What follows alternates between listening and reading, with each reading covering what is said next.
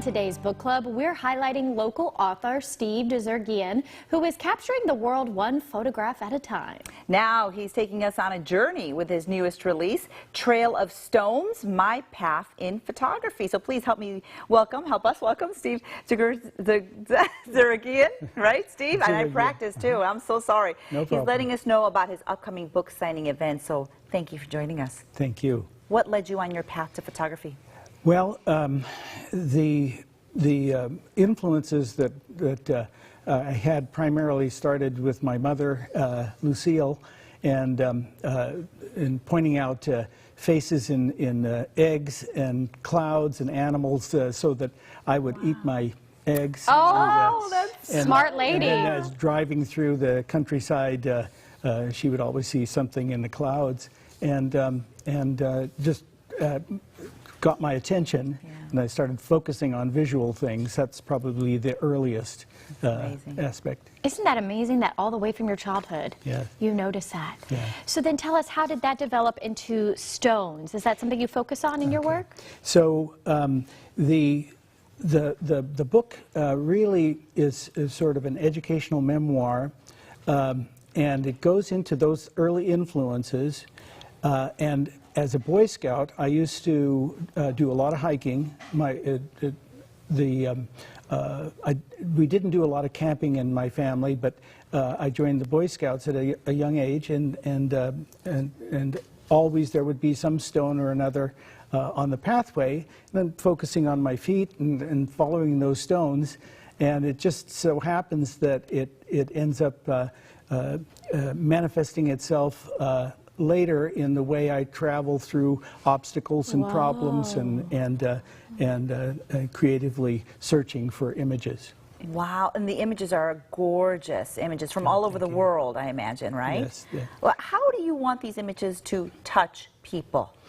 Well, the connection that I make with the subject matter, if I'm true enough to that connection, hope and stay connected throughout the process of making the images, hopefully the audience will feel some of that connection. And that's my hope when I make photographs, but I'm really making them for myself and my own connections first. And I find that when that resonates, then it tends to reach other people too. What are some of your favorite images? That's hard to say. I would say that I have images that are, that if we had a fire, I always used to tell my students, if you're in the editing process, you love all your, all of what you do, or you don't like what you do. The typical problems for people who are learning a creative art.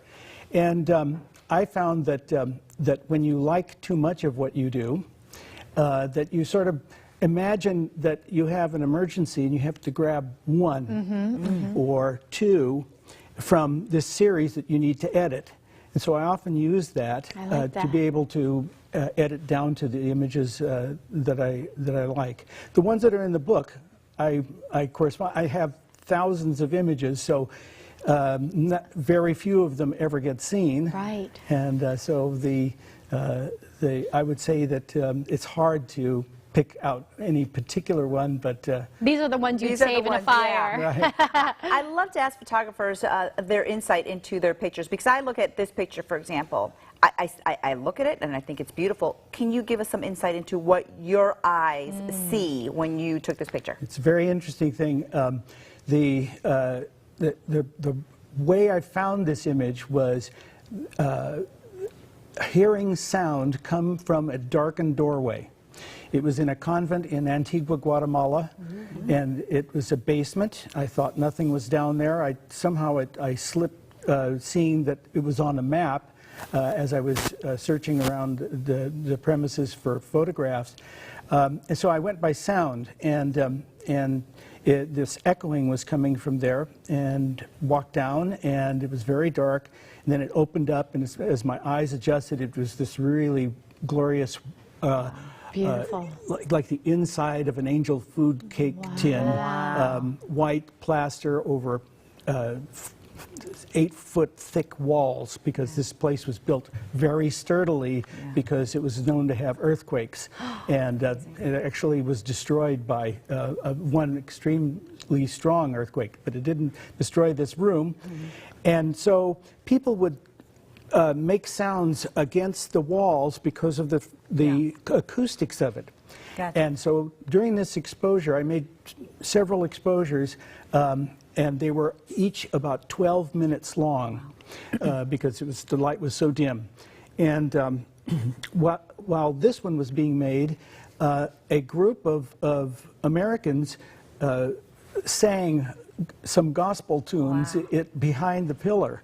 And so I nicknamed it the singing room. I love it. Always a story behind it. There really is. Well, if you want to learn more, everybody, and get Steve's book, please go to the book signing March 22nd there at Spectrum Gallery.